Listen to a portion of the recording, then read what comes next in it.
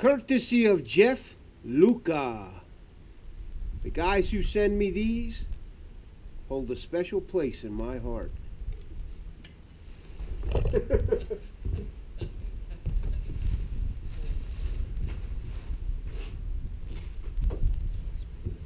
Guys sent me these, hold a special place when I fart.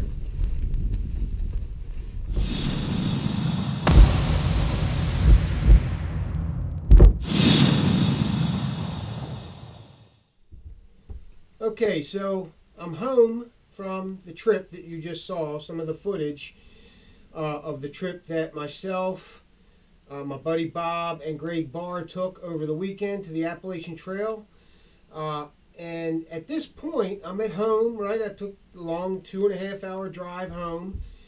And I want to show you the backpack and the contents therein that I used for the weekend. Now, I consider this a winter weekend.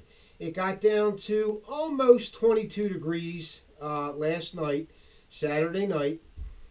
So I consider those winter temperatures.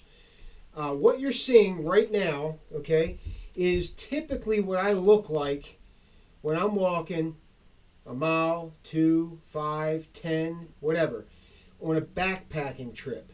And I'm going to show you how the pack is supposed to ride, what type of pack it is, so forth and so on. Then I'm going to show you the contents that are inside. Okay, so I'm going to start with the hiking poles. These are very important to me. I'm getting older, not as stable as I used to be. These are Black Diamond hiking poles, a very good brand.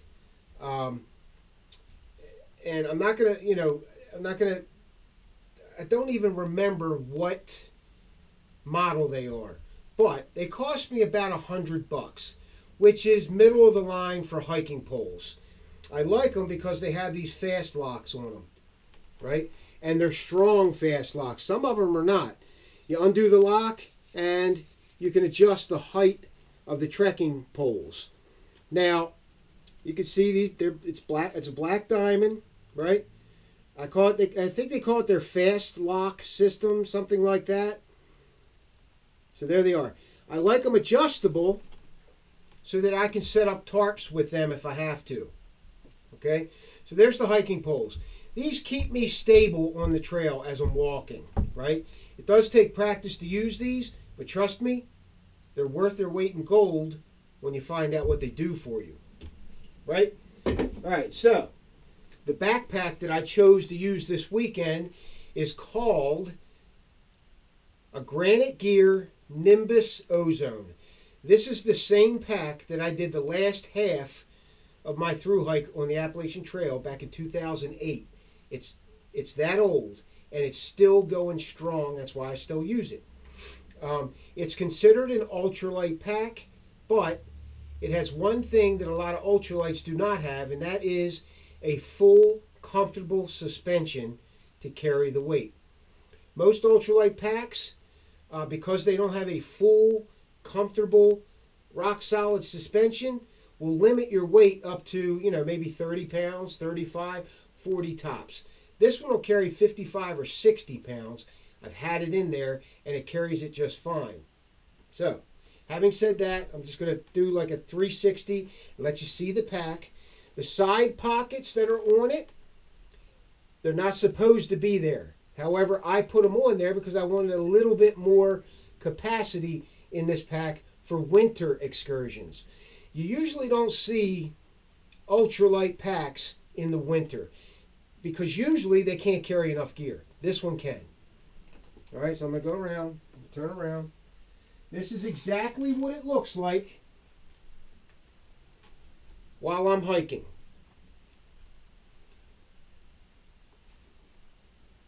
There you go. Okay. It does not have a top pocket. It's an ultralight pack. It just has a foldable lid that folds shut, and then you snap it with some Fastex buckles. Okay. So I'm going to take the pack off, right? And I'm going to show you what's in it. This is my bladder tube. This is my drink tube. This is what I drink from.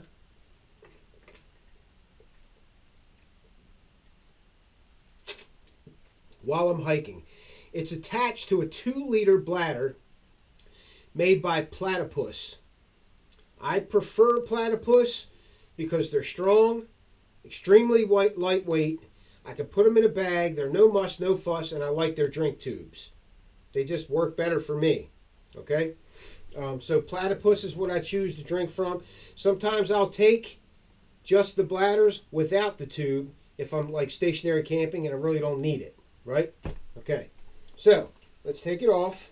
Now, another thing. This pack, an internal frame pack, right? This one has a carbon fiber frame sheet that distributes the load evenly as long as you pack it right. Okay, that'll be another video, how to pack a pack and where to put things. It distributes the weight of the pack across the entire back of the pack, up and down and horizontal as well. So that frame sheet is important. It's an internal frame ultralight backpack. That's what they call it.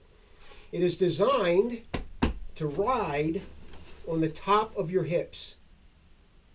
So basically, 90% of the weight of this pack is on my hips right now. That is where in the human body you are designed to carry a load more effectively than anywhere else. The top of your hips, and then it transfers to all the big muscles in your legs, your calves. I mean, let's face it, our legs are strong, right? So backpacks are designed to let your hips and your legs carry the weight.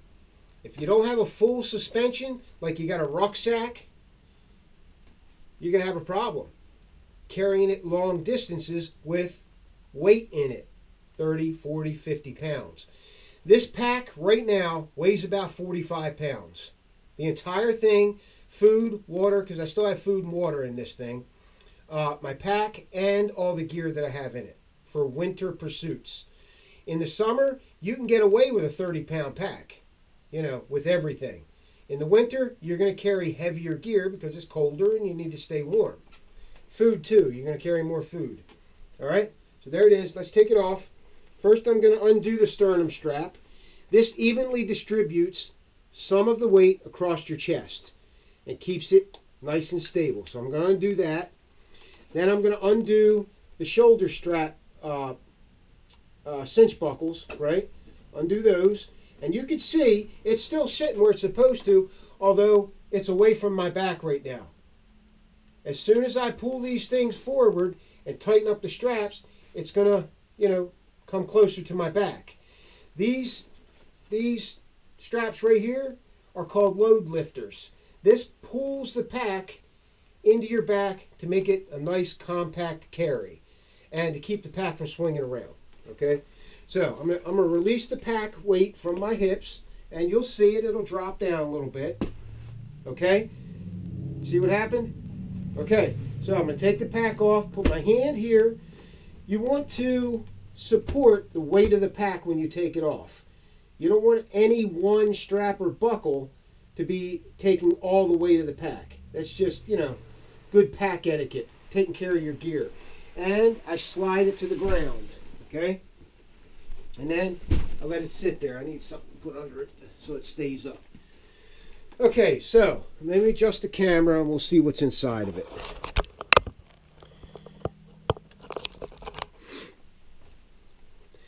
See how much time we got left in this. 8 minutes. Okay. All right, so I'm wearing shorts.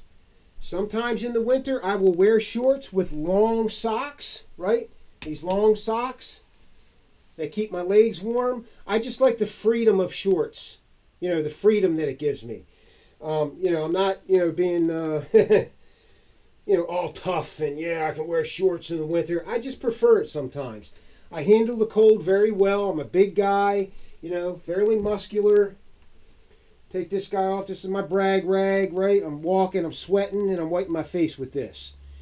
Then when I get to camp, I use this to clean up, make char cloth, anything I want. It's 100% cotton.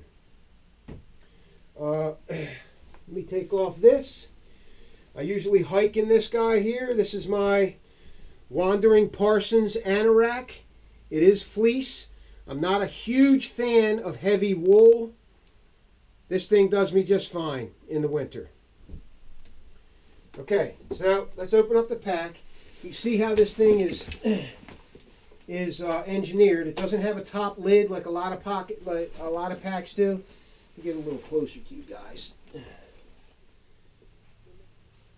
Now, I have to reiterate, all right, that, like I said, most internal frame backpacks, whether it has a frame sheet, okay, you can kind of see the frame sheet right here. It's a carbon fiber frame sheet. It's got a little pad in there, right, to keep things off my back. And it's got a good back pad with a lumbar pad as well. Right, it's all one unit. Most packs, most internal frame backpacks are made to ride on your hips mostly. That means 90% of the weight of that pack should be on your hips as you're hiking. About 10% on your shoulders. Okay? That keeps your shoulders from starting to ache. You remember when you were a kid, right? And you carried a backpack, or maybe you're doing it now. Your backpack is riding on your shoulders like a rucksack that doesn't have a full suspension the way, you know, it should to carry the weight of the pack.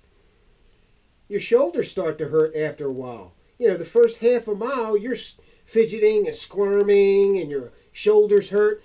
Well, internal frame backpacks prevent that, right? And you can adjust the suspension of an internal frame to ride a little bit more on your hips, shoulders if your hips are getting tired. Or you can undo the load lifters right here to pull the pack away from your back a little bit to put even more weight on your hips, that type of thing, okay? So it's a highly adjustable system. This one has a yoke system where you can adjust the height of the shoulder straps up and down inside with Velcro, right? This is a large Granite Gear Nimbus Ozone. Granite Gear, in my opinion, makes some of the best lightweight packs on the market. Other companies like ULA are good as well, right? ULA, Ultralight Gear. I'm going to undo the pack, starting with the top. Actually, you know what? I'm going to take my pad off first. I have my pad here, right on the back, in some compression straps. And you can see the side of the pack has compression straps too. You tighten them up to stabilize the load, right? All right, so let's put that there. All right, so I took off my sleeping pad. Now on this trip, I chose to take my Ultralight Neo Air, the yellow one. I also have the gray one that's for deep winter use, but I got away with this one because it's not, you know, it wasn't like down to 0 degrees this weekend. It's only 22 degrees, right? So I took this one. It's for warmer weather, but it does okay down to about 20 degrees, okay? Inside of it, I have the poles for my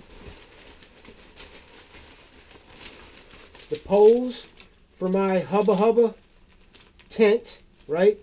The Fast and Light version, where I just take the tarp with me and the poles and the stakes, and I use that. About 2.5 pounds for that shelter and the poles, right? So I'm going to set that over here. So let's undo these straps here, right? I'll open up the pack, and I'll just start taking everything out and showing it to you. You can see how this folds down and then straps, right? And you want to kind of cinch everything up. You don't want anything too tight. You just want it firm, stable. If you make them too tight, you put too much stress on those buckles and the sewing and whatnot. Although, even though this is an ultralight pack, everything is bar tacked, right? All the stress points are bar tacked, and I like that, right? Other companies may not do that, but Granite Gear does, and it makes it a bomb-proof, lightweight pack. So here's my platypus drink system. It's a 2-liter bladder that I keep in a sil nylon stuff sack with a drink tube that just comes out of the top, hooks onto my shoulder strap, and it's there all the time as I hike. Okay, so we'll put that over there. Probably about 1 liter of water in there now. This is my food bag. Okay, I want to say something about base weight. When you hear somebody say my base weight is, right? The base weight of your pack is the weight of the pack plus all your gear minus food and water. So food and water is not included generally in the base weight of your pack. But the pack itself is. A lot of guys omit the pack, but that's part of the weight of your base weight. So you have to include the pack too. Mine base weight for this is about 25 pounds. Sometimes 26. It depends on what I'm carrying. If it's a little warmer weather, I can get away with an 18-pound base weight because I'm leaving some clothes home and some insulation home that I wouldn't need on a warmer trip, right? So my base weight for this one's about 25 pounds, right? But like I said, I include the weight of the backpack as well, which is about 3 pounds for this model. Got my strap system. There's 3 straps in here and a little bit of compound. 3 different types of compound. I have this guy here, which is my M65 field jacket liner. Worth their weight in gold. These things are phenomenal. Okay, you can put, if you want to get one and it doesn't have buttons on it, you can sew buttons on it and button it together too. I sleep in that. That's my sleeping shirt and my standing around camp insulation as well. What I usually take in the winter that I did not, and this is part of my base weight, so this base weight probably a little bit lighter than 25 pounds, is my Mountain Hardwear 800 fill power down jacket. And this is an actual coat. This is a down coat. Comes down to just at the bottom of my ass cheeks, right? I like them long. Keeps you insulated, right? It's got a built-in hood. Extremely warm, right?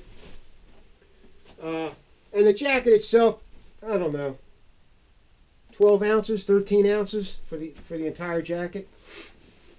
All right, so here's the cook kit that I took. And like I said, I usually carry my reactor.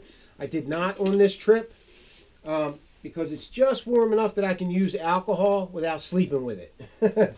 Okay, so I took my brand new Fancy Feast alcohol stove. This stove right here is being touted as the most efficient alcohol stove on the market right now. This one right here. That's what everybody's saying. So, you know, instead of making one, I went to the guy that I thought made them the best, and I bought one from him. I like to support small companies. I'm not going to make this myself if I can get it from an expert, right? So I paid him to make it. There it is. This is what he calls the simmer ring. It sits on top for simmering, right? It reduces the flame a little bit so that you can simmer stews and whatnot. I rarely ever use it, right? And my titanium, let's see, who makes this? Oh, I don't even know. This one's Snow Peak, all right? My Snow Peak large, you know, medium-sized billy pot with a little frying pan or lid on top, okay? So there's that. There's my cook kit. Very, very lightweight. Probably this is about as light as it gets right here for a cook kit. All right. There's a lighter in there and a pair of pot grippers as well. All right. So what else do we have in here? Okay. So I'm like kind of big on hygiene in the outdoors. So what I got here is I take a cotton face towel with me. I tell you, a cotton towel is great for a lot of different purposes, right? So I take that. And I also take some body wipes. Not handy wipes. I take body wipes.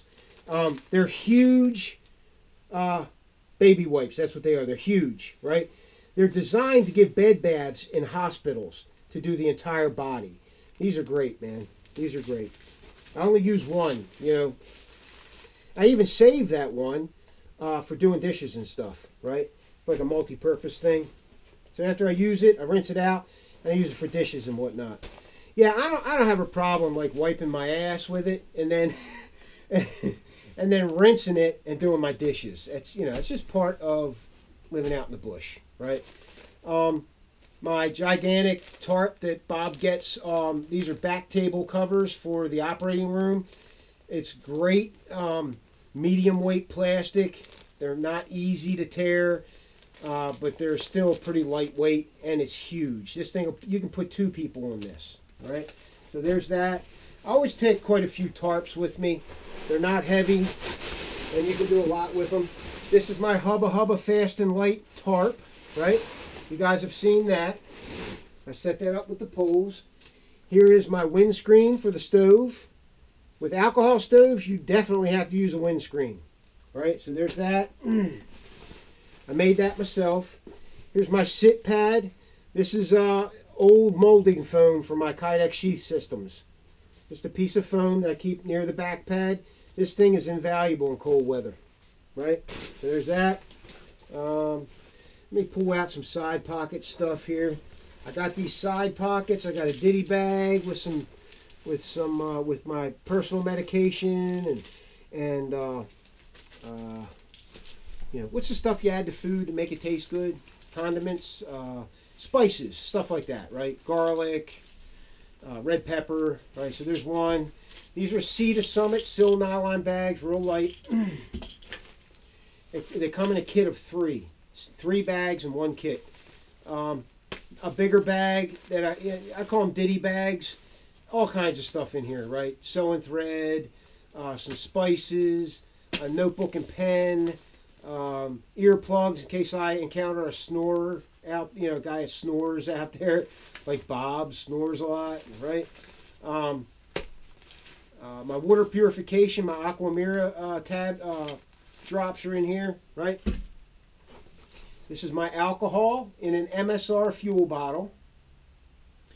I use 91%, but you really should use heat in an alcohol stove. It's just more efficient. HEET, the stuff you put in your gas tank, in the yellow bottle. Okay, got some paper towels in a Ziploc baggie. Always take them. You know, I don't take toilet paper out there. It's just not warranted. I use paper towels. My ass doesn't know any better. My Tervis cup. This is 16-ounce Tervis. I've tried cheaper insulated mugs. When you're pouring, you know, boiling water into a cup that is minus 10 degrees, plastic tends to crack. These don't. I've cracked a lot of other ones, but I can't seem to crack one of these, so you know it's going to earn a place in my pack. Plus, all the edges are rounded, even inside. Easy to clean. Just that one's a no-brainer. Now, I'm going to talk about food, right? If I'm taking food into the field, it's going to be something that I add boiling water to. I usually plan my trips around water sources so that I don't have to carry a lot of water to my camp spot, right? It's already there, or within a short hike, okay? So if I can't boil water and add it to it, I usually don't bring it for a meal, breakfast and dinner. Now snacks like beef jerky and whatnot, you can take as much of that stuff as you want. I try to stay away from canned foods. They're too heavy. They're just not needed. Unless you like that kind of thing, then have at it, right? Another ditty bag. This is the pump for my Neo Air mattress. Just a small electric pump that uses 2 AA batteries. It's real quiet, works real well, and the batteries last a long time in it. An extra fuel water bladder, extra water bladder. Let me see how much time we got here. 13 minutes. That's good. Baco Laplander saw for some wood, wood processing. What else we got here? This is another waterproof bivy sack, right? I got my first aid kit in here. My super cool, lightweight Petzl headlamp. Got a red light, 3 different brightnesses. Nice little headlamp, nice and lightweight. And some extra batteries. These Energizer lithium batteries, I find they work the best in the field for me. They just last longer, like, I don't know, 4 or 5 times longer than regular alkaline batteries. Lithium batteries, guys. And they're easy to get. AA and AAA batteries, you can get them anywhere. You know, the 56, those those off the wall batteries that some of those through nights come with. You can't always get those batteries. You know, 5160 batteries and whatnot. You got to order them. You don't want to be sitting in the bush for 3 weeks waiting for your battery to come, right? That's just some field humor. Okay, what else we have? Woo, getting down to the nitty gritty here. All right, I got another small tarp, right, that I can use for just about anything, right? An awning for my Hubba Hubba Fast and Light shelter, right? Now, here comes the bag. Here comes the bag. Do do do do. Here comes the bag. Do do do do do. Okay, now, a lot of times I won't use a stuff sack for a sleeping bag. I just stuff it in the pack. For this trip I did because this ultralight, I'm pushing it for winter gear. So I want to make a little bit more room by putting this in a stuff sack. This is my Western Mountaineering bag, right? I got to take it out anyway, so I'm going to take it out. Weighs, I don't know, 3 pounds, 6 ounces, something like that. Good down to 0 degrees. And I got a bag extender for it that makes it wider. This piece right here, right, makes it about 7 inches wider so I can put my fat ass in it without feeling like, you know, I'm in a burrito. So there's that. 800 fill power down. And I think that's it. Oh, no. No, it's not it. Got a couple more things down here. There. I got another extra tarp, right? Weighs like 6 ounces, right? My sleeping pants. These are what I sleep in, right? And all they are is men's polyester lounge pants. They are mooey comfortable to sleep in. Bar none. Boom. Right? Done. I like what works, and I like what works well. Okay? And then some extra clothing. A pair of underwear. Another Under Armour shirt. This Under Armour shirt was given to me by Malcolm Coder of the Hidden Woodsman. So, I want to give a shout out to him. I wear this one all the time. I love it. Right? Another one just like it. A pair of Thorlo sleeping socks. These are pretty thick and loose. Thick and loose for sleeping. Thick and loose for sleeping. You don't want to constrict any blood vessels while you're sleeping, right? I take these socks here, I take them off and I put thick loose ones on so that everything can breathe, my blood vessels can flow, you know, blood can flow. So you need all that in the cold, right? Because in the cold, your blood vessels tend to shrink anyway. They tend to constrict in the cold. You get in that bag, everything loosens up, everything widens up, your vessels and whatnot. You don't want anything constricting, right? Then I got the LMF here on the shoulder strap in inverted. So, boom, right? Fast combat draw. I got the combat scallops on it. And that's got a tech lock. Just holding it on the strap of the shoulder strap. On the back here, I have the BMF, right? Real easy to take off. It's just on the strap there, right? And this has the, you know, our roto-lock system. This is our roto-lock system. It goes all the way around. You can put it in any position you want, pretty much, okay? So that's the roto-lock system for a tech lock. And it comes with a tech lock. All right, guys. So there it is. That's my winter load. Here's my fingerless gloves. These are just army wool inserts. So, what else can I say? I love this pack. I love this pack. I love this pack. And there's one more thing. Oh, I love this pack. Here's my other one. This is the Osprey that you usually see. The Osprey Aether 70. It does have a top lid. I just wanted to take the lighter one this time. That's all. I just wanted to take it. Okay, guys. I hope you enjoyed this video. Please like, share, subscribe, all that neat stuff. And I'll see you on the next one. Thanks for watching.